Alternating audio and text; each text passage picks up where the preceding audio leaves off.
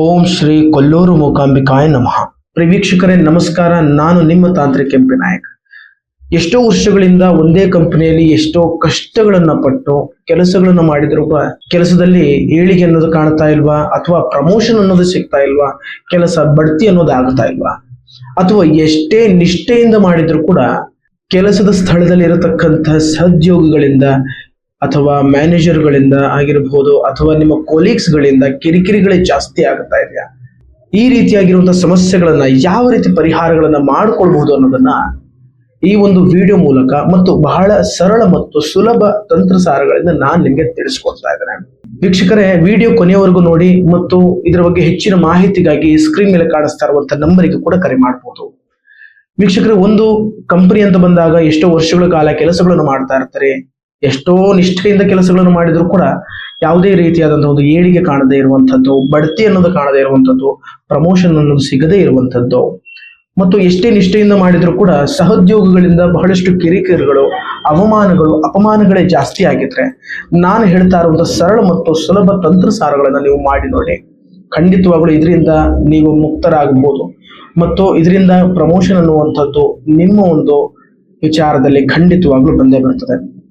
ಹಾಗಾದ್ರೆ ಆ ತಂತ್ರಸಾರಗಳು ಏನು ಅಂತ ಹೇಳಿದ್ರೆ, ಪ್ರತಿ ಮಂಗಳವಾರ ಯಾತಕ್ಕೋಸ್ಕರ ಅಂತ ಹೇಳಿದ್ರೆ, ನಮ್ಮ ಎಲ್ಲಾ ಕರ್ಮಕ್ಕೂ ಕೂಡ ಪರಿಹಾರ ಕೊಡಬೇಕಾಗಿರುವಂಥದ್ದು ಅಂಗಾರಕ. ಈ ಅಂಗಾರಕ ದೋಷಗಳು, ಇದನ್ನ ಪರಿಹಾರಗಳನ್ನ ನಾವು ಮುಖ್ಯವಾಗಿ ಮಾಡ್ಕೊಳ್ಬೇಕಾಗ್ತದೆ.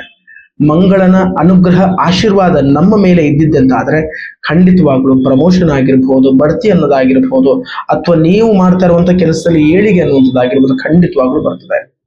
ಮಂಗಳವಾರದ ದಿವಸ, ಬ್ರಾಹ್ಮಿ ಮುಹೂರ್ತದ ದಿವಸ ನೀವೆದ್ದು ಎಲ್ಲ ನಿತ್ಯ ಕರ್ಮ ಕಾರ್ಯಗಳನ್ನು ಎಲ್ಲಾ ರೀತಿಯಲ್ಲಿ ಮುಗಿಸಿ ಆದ ನಂತರ ಸೂರ್ಯ ಉದಯೋದಕ್ಕಿಂತ ಮುಂಚೆ ಎಲ್ಲಾ ರೀತಿಯಾದ ಕೆಲಸಗಳನ್ನು ಮುಗಿಸ್ಕೊಂಡು ಸೂರ್ಯ ಉದಯಿಸ್ಬೇಕಾದ್ರೆ, ಸೂರ್ಯ ಹುಟ್ಟಬೇಕಾದ್ರೆ ಸೂರ್ಯನನ್ನು ನೋಡಿ ನೀವು ಒಂದು ತಾಮ್ರದ ಒಂದು ಪಾತ್ರೆಯಲ್ಲಿ ಹಾಲನ್ನ ಹಾಕ್ಬೇಕಾಗ್ತದೆ.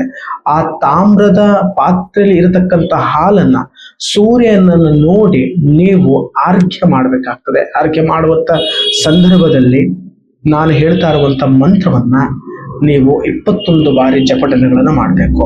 ಆ ಮಂತ್ರ ಏನು ಅಂತ ಹೇಳಿದ್ರೆ, ಓಂ ರಾಮ್ ಹ್ರೀಂ ರೌಂ ಸಹ ಸೂರ್ಯಾಯ ನಮಃ.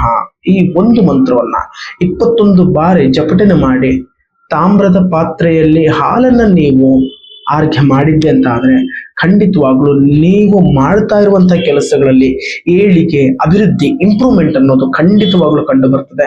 ಮತ್ತು ಇದರಿಂದ ನಿಮ್ಮ ಕರ್ಮಗಳು ಏನೇ ಇದ್ರೂ ಕೂಡ ಎಲ್ಲವೂ ಕೂಡ ನಿವಾರಣೆ ಆಗಿ ಮಂಗಳನ ಅನುಗ್ರಹದಿಂದ ನಿಮ್ಮ ಪ್ರಮೋಷನ್ ಆಗಿರ್ಬಹುದು, ಅಥವಾ ಕೆಲಸದಲ್ಲಿ ಯಾವುದೇ ರೀತಿಯಾದಂತಹ ಕಿರಿಕಿರಿಗಳಿದ್ರೂ ಕೂಡ ಶಾಶ್ವತ ರೀತಿಯಾಗಿ ಪರಿಹಾರ ಆಗ್ತದೆ.